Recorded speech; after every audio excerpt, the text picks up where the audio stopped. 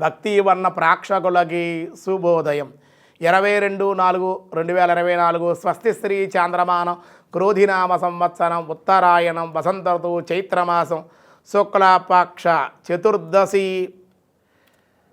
సోమవారం.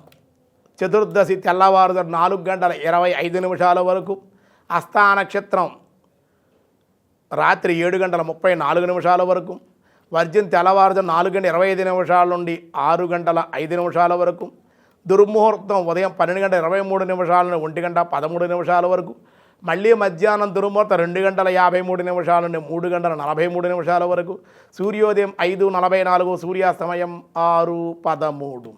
అమృత గడియలు మధ్యాహ్నం 12:56 నుండి 2:42 వరకు. రాహుకాలం ఈరోజు ఉదయం 7:30 నుండి 9 వరకు రాహుకాలం.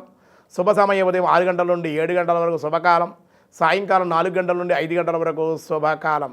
అర్షణ యోగం తెల్లవారుజామున 4:10, గరంజి మధ్యాహ్నం 1:44, వని మధ్యాహ్నం 2:42. అలాగే ఈరోజు విశేషమైనటువంటి చతుర్దశి కాబట్టి స్వామివారిని విశేషంగా ఆరాధన చేసుకోవాలి. చతుర్దశి కూడా రాత్రి 2:42 వరకు కూడా ఉంది. సోమవారం కూడా పరమశివుని కూడా అభిషేకించడం వల్ల కూడా విశేషమైన శక్తి కలుగుతుంది. సాధారణమైన వ్యవహారాలకే అనుకూలం. ఈరోజు దినారంభ చక్రాన్ని బట్టి మేష, వృషభ, మిథున, కర్కాటక రాశి వారికి చాలా అనుకూలంగా ఉంది. సింహ, కన్య, తుల, వృశ్చిక రాశి వారికి కూడా చాలా బాగుంది. ధనస్సు, మకర, కుంభ, మీనరాశుల వారి మట్టికి మిశ్రమంగానే ఉంది అని చెప్పడం జరుగుతోంది. భగవద్గీతలో 18వ అధ్యాయంలో కృష్ణ పరమాత్మ ఈరోజు ఏం చెబుతున్నారంటే, పార్థాయ ప్రతిబోధితాం భగవతాం నారాయణేన స్వయం వ్యాసేనాగ్రదిత పురాణమునినా మధ్యే మహాభారతం అద్వైతామృతవర్షిణీం భగవతీం అష్టాదశాధ్యాయిని అంబా త్వామనుసందదామి భగవద్గీతే భవద్వేషిణీ.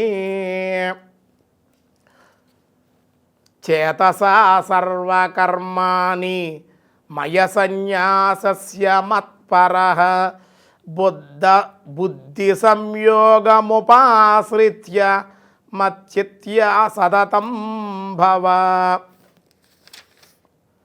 అర్జున, సర్వకర్మలను కూడా నిండు మనసుతో నాకే సమర్పించు. ఓ పూజ చేసినా, ఓ దానం చేసినా, ఓ యజ్ఞం చేస్తున్నా నా వల్ల జరుగుతోంది, నేను చేస్తున్నాననే భావన నీలో లేకుండా ప్రతి పని కూడా నాకే సమర్పించి ఆ ఫలితాన్ని పని చేయి. ఫలితాన్ని ఆశ్రయించకు. ఫలితాన్ని ఆశించేవా నీ కర్మలుంటాయి. కర్మలుంటే దేహం ఉంటుంది, జన్మ వస్తుంది, నన్ను నువ్వు పొందలేవు. కాబట్టి సర్వకర్మలు కూడా నాకే సమర్పించు. సమబుద్ధి రూపమైన యోగములను అవలంబించు. మత్పరాయణుడవై అంటే నేను తప్ప ఇంకోటి ఏది లేదనే భావన కలిగి ఉండు.